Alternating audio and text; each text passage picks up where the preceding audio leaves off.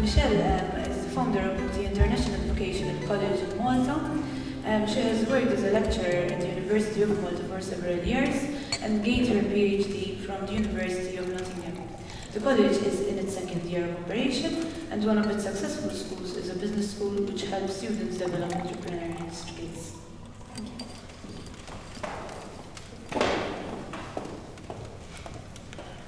Okay, I can be heard. Thank you very much for allowing me to speak today. I'm very grateful for that, especially when I was hearing all the things I really believe in. So, what I'm going to do today is I'm just going to put some thoughts out there and some questions. I'm in education, so they're going to be questions. The title. I was watching, the video Incredible India, and while I was watching it, I thought to myself, this is exactly like entrepreneurship. Strange moments, ups and downs, you never know what's coming next, you always have to be on your toes, so bear with me. That's why we have the title Incredible Entrepreneurship. Yeah. The first is the video, the second is some students of mine. This year, I'm very proud of my students, so they're my family. This year, we have had a student who set up his own business and had 2,500 sales. Even just thinking about it makes me all excited. Okay. With an online business. An online business which, from January to today, has made 2,500 sales. How old is he? 18. Now, when I was hearing the Honourable Parliament Secretary, one of the things that came to mind was, one of the challenges that students have is their age. Nobody takes them seriously. Yet, they're the ones without the loan. They're the ones without the responsibilities. They're the ones that can take the risks. So, that's something positive, extremely positive in my books for entrepreneurship. Another thing which I often question, here my questions come, is what are the skills entrepreneurs need? How can you actually identify an entrepreneur? This is our business at the school, you see. So if someone comes into the door, I would like to be able to tell them, don't do it, it's not for you. Or, yes, but. So one of the things we did was, we looked at some research, and we said, okay, there are three main types of entrepreneurs. There's the creative entrepreneur, which is full of enthusiasm. He's extremely enthusiastic about everything he's doing, and don't you dare stop them while they are talking, those guys. The management ones, these are those entrepreneurs who get the best out of people.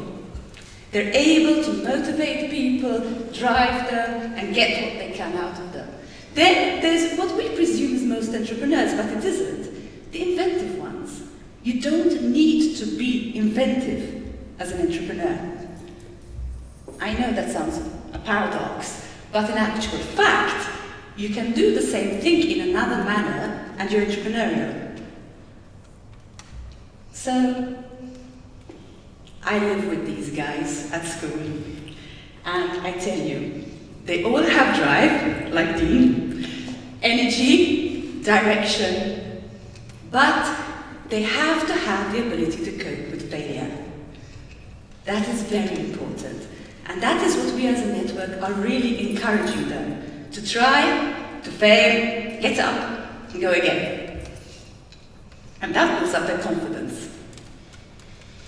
Youth lacks confidence at times. That's a very important skill which we have to empower our youth with when we're looking at entrepreneurial skills. It's sometimes, in my opinion, not a question of resources. It's a question of confidence, attitude, and belief in oneself and abilities. That's so important. This student that I mentioned, we have graduation tomorrow, that's why it's on my mind. This student that I mentioned, when he told me his idea, I went, no way! He told me, yes, and he went and did it. I kept on telling him no, and he did it. And that's when I looked at him and said, Okay, it's going to work. Because he didn't listen to me. Yep, that's a good sign. So, going back to my title, Incredible. Thinking is very incredible. It's not so much on the native talent. We know exceptional human beings. Entrepreneurs aren't exceptional, but they see something and they see it in a different manner. They are taught to look at things and to think. So, when I was invited here, I said, okay, we have entrepreneurship. I know it's central to the economy. Look at our economy. We have the doctors, the engineers, the lawyers, the accountants, all live on entrepreneurs, all live in businesses. So, what are we doing when we look at our educational system? Are we really creating these entrepreneurs, or are we creating people who live off them? So we're creating our own future, guys. Here. Are we thinking about what we are creating? What are we putting as top priority? What are we saying well done to?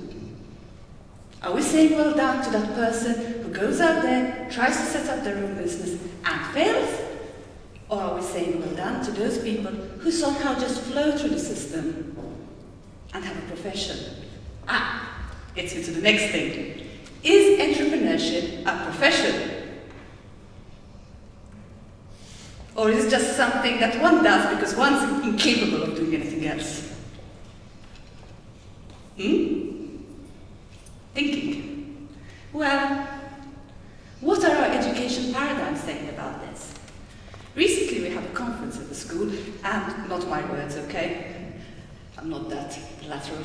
And one of the lecturers there said, in the 1920s, in the 1930s, in the 1940s, it was important that we taught our youth how to hold a gun. Now, what are we teaching them today? And where are we going with that? Are we teaching them maths? Is it going to give them good results in their future? What should we be teaching within the educational paradigms for their futures? Are we doing it in the right manner? Questions?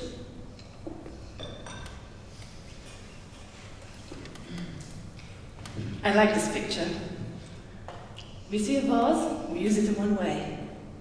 Here I was amazed that this is beautiful actually. It's a fountain, with all the vases pouring water and trickling over. I'm not saying we have to reinvent the wheel, but what I am saying is, let's prepare for the future. And look what we are teaching our students today, and how we are doing it. There we go to my usual thing about age. When should you be an entrepreneur? When you are at the right age? What's that age? Should you wait? I don't know. You have to ask yourself these questions. What ability should you have? And attitude. What is your attitude towards entrepreneurship? Because intrinsically, your attitude will determine your outcomes.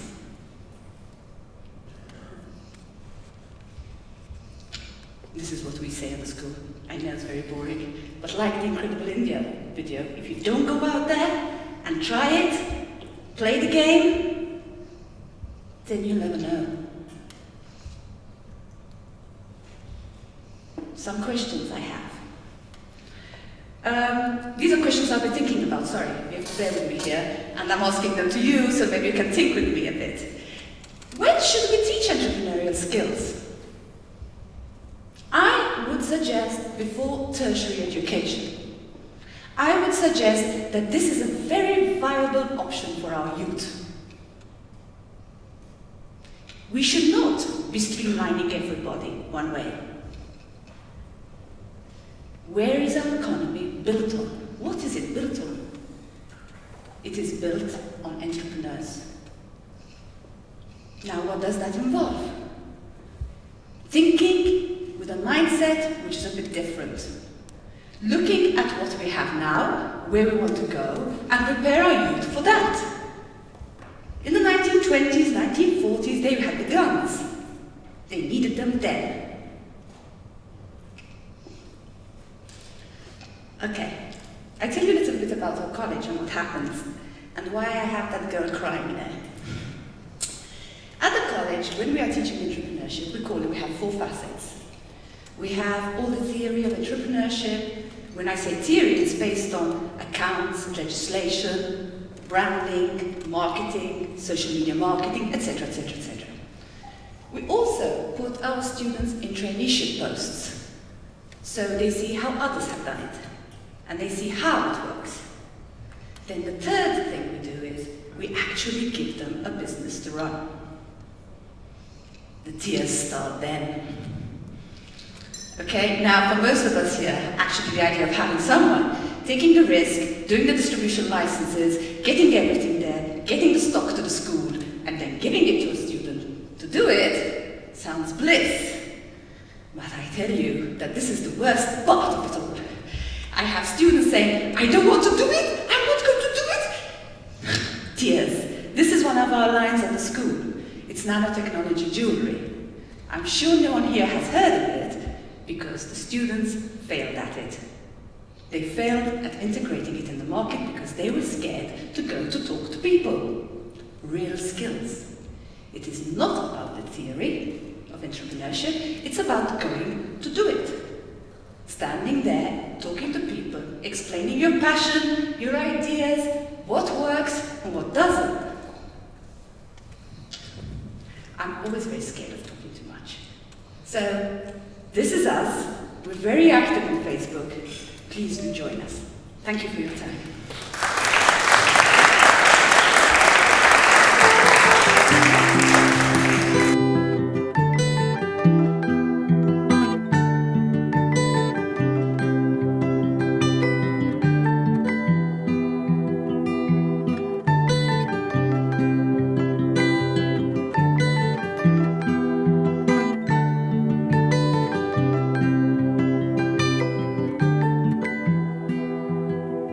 Well, you only need the light when it's burning low.